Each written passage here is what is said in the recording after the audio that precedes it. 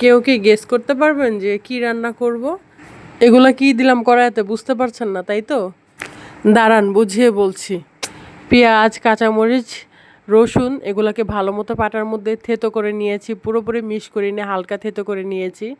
প্রথমে কড়াইটাকে ভালো মতো গরম করে তারপরে থেতো করা পেঁয়াজ, রসুন, কাঁচামরিচগুলো দিয়ে দিলাম।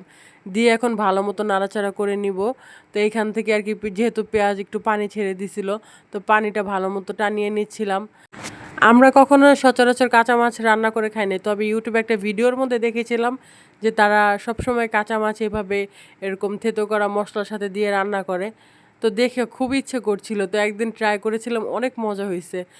এখন পেঁয়াজগুলোর মধ্যে দিয়ে দিব গরম মশলা। প্রথমে দিলাম তেজপাতা, এলাচ, দারুচিনি দিয়ে এখন একটু ভালো মতো নেড়ে চেড়ে মিশিয়ে নিব।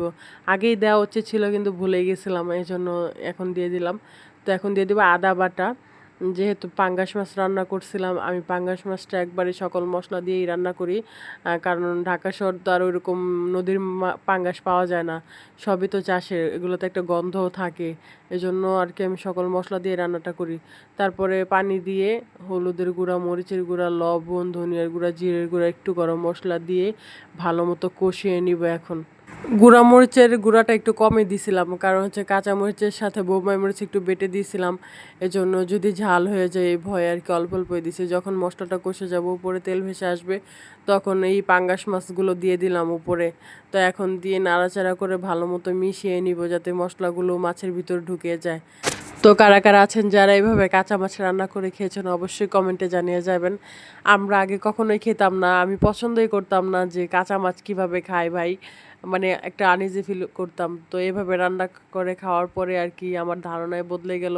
আর আজকের রান্নাটা এতটাই মজা হয়েছে যে মানে দুপুরবেলায় খাবার শেষ হয়ে গেছে, রাত্রের জন্য আবার অন্য কিছু করতে হয়েছে। সবাই অনেক বেশি পছন্দ করছে। আমার পার্সোনালি পাঙ্গাস মাছ এত পছন্দ না, তবুও আমি এই রান্নাটা করলে পাঙ্গাস মাছ খাই। তো যখন ভালো মতো কষে গেল, তখন দিয়ে দিলাম পরিমাণ মতো পানি মাছটাকে সিদ্ধ করার জন্য। গরুর মাংস বা মুরগির মাংস যেভাবে রান্না করি, মানে সকল মশলা দিয়ে, আজকে সেভাবে ঠিক পাঙ্গাস মাছটা রান্না করলাম। অন্যান্য সময় পাঙ্গাস মাছ ভুনা করে থাকি, তো এই প্রথমবার আর কি পাঙ্গাস মাছ কাঁচা রান্না করছি। অন্যান্য মাছ আগে কাঁচা রান্না করেছি, কিন্তু পাঙ্গাস মাছটা রান্না করা হয়নি।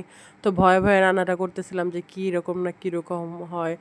তো রান্নাটা ভালোই হয়েছিল অনেক, আলহামদুলিল্লাহ। পরবর্তীতে আর কি যেহেতু হয়ে গেছে মাছটা, একটু ঝোল ঝোল রেখেছিলাম, সবাই ঝোল খেতে পছন্দ করে, লাস্টে জিরা দিয়ে আর ধনিয়া পাতা দিয়ে পাঙ্গাস মাছটা সিদ্ধ হয়ে গেলে নামিয়ে নিব। আর একটু ঝোল ঝোল রেখেছিলাম, কারণ আমার পরিবারের সবাই একটু ঝোল পছন্দ করে মাছের, এই জন্য ঝোল রাখা। তো এই ছিল আজকের ভিডিও। সবাই ভালো থাকবেন, সুস্থ থাকবেন, আল্লাহ হাফিজ।